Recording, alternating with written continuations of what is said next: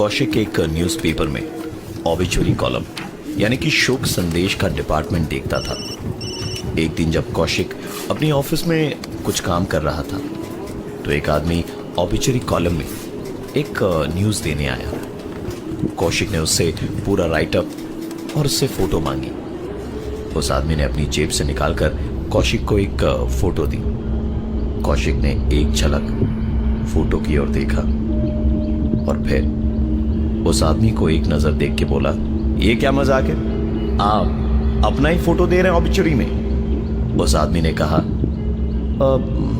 हाँ, क्योंकि आज रात को मैं मरने वाला हूं। कौशिक के लिए ये काम का वक्त था, इसलिए थोड़ा भड़कते हुए उसने कहा, आपको कैसे पता कि आज आप मरने वाले हैं? उस आदमी ने कहा, मेरे घर में भूत है, उसने कहा है कि वो आज मुझे मार देगा। आपको अगर यकीन हो तो मेरे घर रात को देख लीजिए खुद आके। कौशिक गुस्से में था, लेकिन ये सब सुनकर थोड़ा हंस पड़ा। ख्याल ये भी था कि कहीं कोई प्रॉब्लम ना हो, लेकिन कौशिक के कनेक्शंस काफी अच्छे थे तो डर से ज्यादा उसे अकड़ थी। बोला, ठीक है, आप अपना नंबर और एड्रेस देते जाइए, मैं शाम को आपके घर पहुंच के भूत से मिलके जाऊंगा। उस आदमी ने अपना एड्रेस और मोबाइल नंबर दिया। पता पास के इलाके का था। कौशिक शाम को काम वगैरह खत्म करके करीबन 9 बजे उस आदमी के घर पहुंचा। उस आदमी ने डरे हुए चेहरे के साथ दरवाजा खोला, लेकिन कौशिक को देखते ही उसकी जान में जान आई। कौशिक को अंदर ले जाकर उसने बिठाया, उसके लिए चाय भी बनाई और फिर अचानक उसे कुछ याद आया तो बोला, आप चाय पीजिए, मैं 5 मिनट में आया। कौशिक भी हर सिचुएशन के लिए तैयार था। इलाके के लोकल रसूखदार लोगों को वो जानता भी था, तो उसे किसी भी चीज का डर नहीं था। कौशिक ने देखा वो आदमी दरवाजे से बाहर निकला और उस आदमी के बाहर जाते के साथ ही कमरे का दरवाजा धीरे धीरे अपने आप कौशिक की आंखों के सामने बंद हुआ और उसके बाद दरवाजे का नॉब घूमा। दरवाजे के बंद होते के साथ ही उस आदमी का फोन कौशिक के फोन पे आया और उसने पूछा, क्या मेरे निकलने के बाद पीछे से दरवाजा बंद हुआ था? कौशिक ने कहा, हाँ हुआ था। उसने आगे कहा, आप जहां बैठे थे ना वहीं बैठिएगा, पास वाली बड़ी लाल कुर्सी पे मत बैठ जाना, वो उसकी कुर्सी है, मैं बस 5 मिनट में आ रहा हूं। और इतना कहने के बाद फोन कट गया। कौशिक ने उस लाल कुर्सी की तरफ देखा। कुर्सी जरा सी पीछे हुई और वापस आगे हुई, मानो जैसे कोई उस कुर्सी पर बैठ गया हो। कुछ देर तक उस खाली कुर्सी को देखता रहा जो अपनी ही जगह पर हिले जा रही थी। कौशिक से रहा नहीं गया। उसने सामने टेबल पे रखा फ्लावर वास उठाया और कुर्सी की तरफ फेंका। कौशिक को विश्वास ही नहीं हुआ अपनी आंखों पर जब वो फ्लावर वास बीच हवा में रुका और वापस घूमकर उसके सर पर आकर जोर से लगा।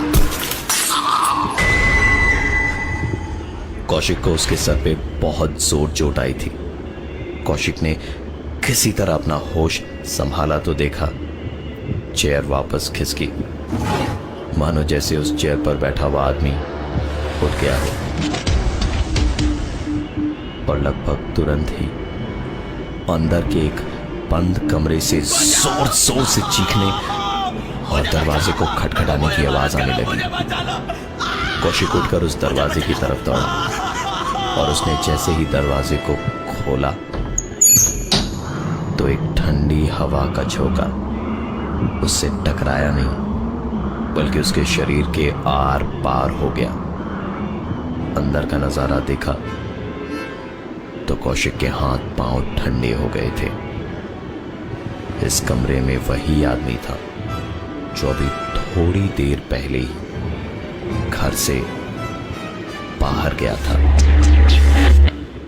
वो आदमी चीख रहा था, चिल्ला रहा था, मदद की गुहार लगा रहा था और हवा में उड़ता हुआ कमरे की दीवारों से ऐसे टकरा रहा था जैसे कोई उसे उठा उठा के फेंक रहा हो। कौशिक ये सब बातें सोच ही रहा था कि कौशिक ने देखा कि उस आदमी को घसीटते हुए उसके किचन तक कोई ले गया। कौशिक के हाथ पांव ठंडे हो चुके थे। वो कुछ भी सोचने या करने की हालत में नहीं था। इतनी ही देर में किचन की गैस ऑन हुई। उस आदमी का चेहरा जलती हुई गैस पे बुरी तरह झुलस गया। वो बुरी तरह चीख रहा था, लेकिन चीख घुटी हुई आ रही थी, जैसे किसी ने उसका गला दबा रखा हो। एकदम निढाल सा होकर जैसे ही वो गिरा कि उसका हाथ बिजली के एक नंगे तार से जाटकर कुछ देर तक वो तड़पता रहा और फिर एक हिचकी के बाद उसकी मौत हुई। कौशिक को कुछ समझ नहीं आ रहा था ये क्या हुआ और कैसे हुआ। वो चुपचाप वहां से निकल गया। धीरे धीरे कौशिक के दिमाग से यह हादसा धुंधला हो ही रहा था कि एक दिन एक आदमी और उसके ऑफिस में आया और कहा, मुझे ऑबिचुरी में ऐड देना है, ये रही मेरी खुद की फोटो और डिटेल्स। कौशिक इस बार गुस्साया नहीं, बल्कि डर से उसकी आंखें चौड़ी हो चुकी थीं। कौशिक जवाब जानता था, लेकिन फिर भी डरते डरते उस आदमी से पूछा, तुम्हें कैसे पता कि तुम मरने वाले हो? जवाब वही था जो कौशिक ने सोचा था। दरअसल मेरे घर में भूत है, उसने कहा है कि मुझे आज मार देगा। कौशिक ने कहा, बकवास मत करो, यहां पर ना इन सब बकवास के लिए कोई जगह नहीं है। उसे बुरी तरह से बेइज्जत करके वहां से कौशिक ने भगा दिया। वो आदमी चुपचाप वहां से निकल गया। वो मुश्किल से बिल्डिंग के बाहर निकला ही होगा कि एक शोरगुल सुनाई दिया। कौशिक ने बाहर झांक के देखा तो एक गाड़ी ने किसी को टक्कर मार दी थी और लाश के आसपास कई लोग जमा थे। ये लाश उसी आदमी की थी। कौशिक इसके पहले कि कुछ सोच पाता, उसका फोन बजा। फोन उसके दोस्त मनोज का था। उठाया तो मनोज की बीवी थी दूसरी तरफ। उसने कहा, कौशिक भैया, आपके दोस्त को पता नहीं क्या हो गया है। पिछले 3 दिनों से ना कुछ बोलते हैं, ना खाते हैं, ना सोते हैं, बस दिन भर घर में बैठे रहते हैं, चुपचाप डरे डरे से। कौशिक ने कहा, भाभी आप घबराइए मत, मैं तुरंत आपके घर आता हूं। मनोज का घर ऑफिस से 10 मिनट की दूरी पर ही था। वहां पहुंचा कौशिक तो देखा एक कोने में बैठा चुपचाप मनोज कांप रहा था, डरा डरा सा हवा में देखते हुए अपने आप में बड़बड़ा रहा था। मैंने कुछ नहीं किया है, मेरी गलती नहीं है, मुझे छोड़ दो प्लीज, मुझे छोड़ दो। मनोज की बीवी ने कहा, भाई साहब देखिए देखिए कैसे पागलों जैसी हरकत कर रहे हैं।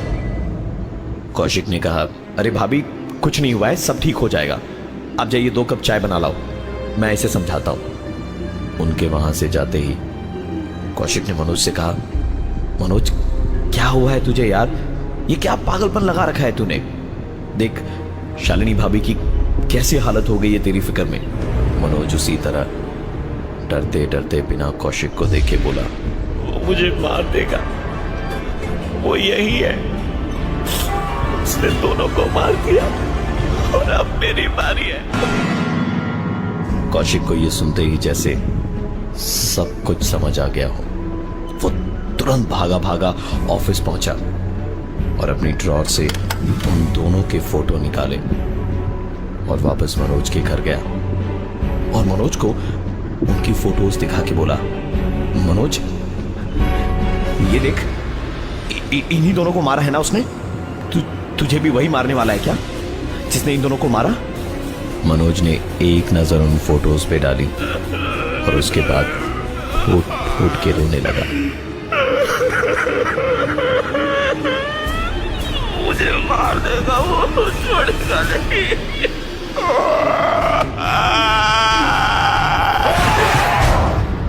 इतनी देर में मनोज का रोना धोना सुन के शालिनी यानी कि मनोज की बीवी वहां दौड़ती हुई गई। उसने भी देखा कि कैसे वो फोटोज देख के मनोज की हालत और ज्यादा बिगड़ गई थी। कौशिक या शालिनी कुछ भी बोले इससे पहले ही मनोज उठा और चीखता चिल्लाता हुआ खिड़की के पास गया और ये दोनों उसे रोक पाए इससे पहले ही उसने 8 माले की अपनी बिल्डिंग से छलांग मार दी।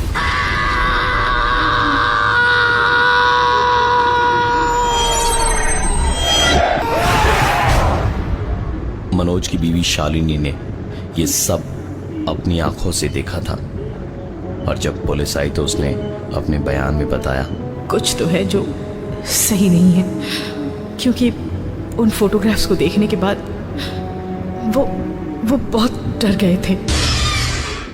मामला सुसाइड का था, इसलिए पूछताछ के लिए पुलिस ने कौशिक को हिरासत में लिया। पुलिस के पूछने पर कौशिक ने उनको सारी बात खोल के बताई और उन्हें वो 2 तस्वीरें भी दिखाई।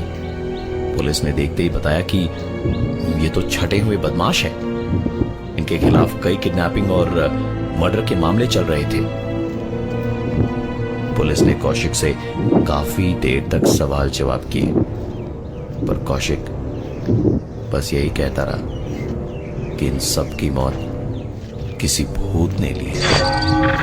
पुलिस ने तुरंत मनोज के फोन रिकॉर्ड्स मंगवाए जिसकी कॉल डिटेल्स में कौशिक के रिसीव्ड कॉल के तुरंत बाद ही मनोज ने इन दोनों नामी गिरामी गुंडों को फोन किया था।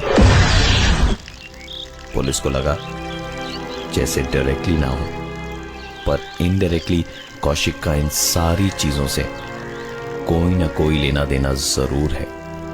पुलिस ने काफी देर तक नरमी के साथ कौशिक से सवाल जवाब किए पर जब बात नहीं बनी तो उन्होंने सख्त रवैया अपनाया और उसके बाद उन्होंने जो कुछ भी देखा और सुना वो नॉर्मल नहीं था। कौशिक की आवाज धीरे धीरे बदल रही थी और उसने सच बोलना शुरू किया। मैं संजीव हूं, कौशिक नहीं।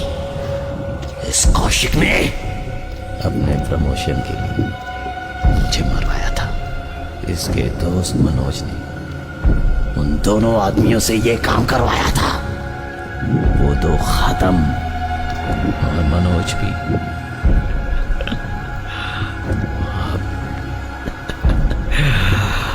अब इसकी बारी है, अब ये मरेगा।